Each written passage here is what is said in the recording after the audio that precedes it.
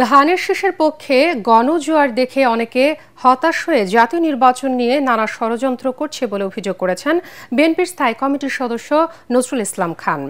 রাজধানীর কৃষিবিদ মিলনায়তনে দলের দেশ গড়ার পরিকল্পনা শীর্ষক দিনব্যাপী কর্মশালার উদ্বোধন করতে গিয়ে তিনি একথা বলেন। নীতি আদর্শহীন একটি দল আখেরাতের কথা বলে ভোট চাইছে অভিযোগ করে তিনি বলেন, জনগণ তাদের প্রত্যাখ্যান করবে। বিএনপির সিনিয়র যুগ্ম মহাসচিব রুহুল কবির রিজভী দলের ভবিষ্যৎ পরিকল্পনার কথা উল্লেখ করে বলেন, ফ্যামিলি কার্ড, কৃষি ও স্বাস্থ্য কার্ডের মাধ্যমে মানুষের সামাজিক নিরাপত্তা নিশ্চিত করা হবে। বিকেলে লন্ডন থেকে ভার্চুয়ালি যুক্ত হয়ে কর্মশালায় বক্তব্য রাখবেন বিএনপির ভারপ্রাপ্ত চেয়ারম্যান তারেক রহমান। 13 ডিসেম্বর পর্যন্ত চলবে ধারাবাহিক এই কর্মশালা।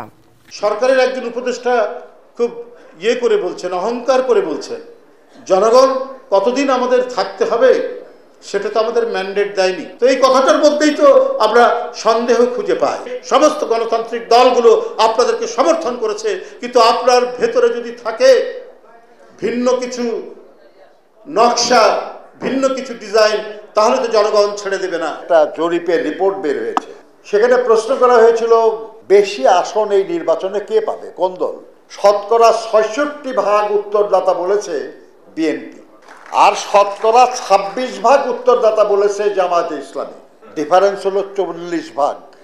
এতে হতাশ হয়ে, নিরাশ হয়ে কেউ ষড়যন্ত্রের আশ্রয় নিতেই পারে, কিন্তু যে জনগণ তাদের মন স্থির করে ফেলেছে তারাই ষড়যন্ত্রকে সফল হতে দেবে না।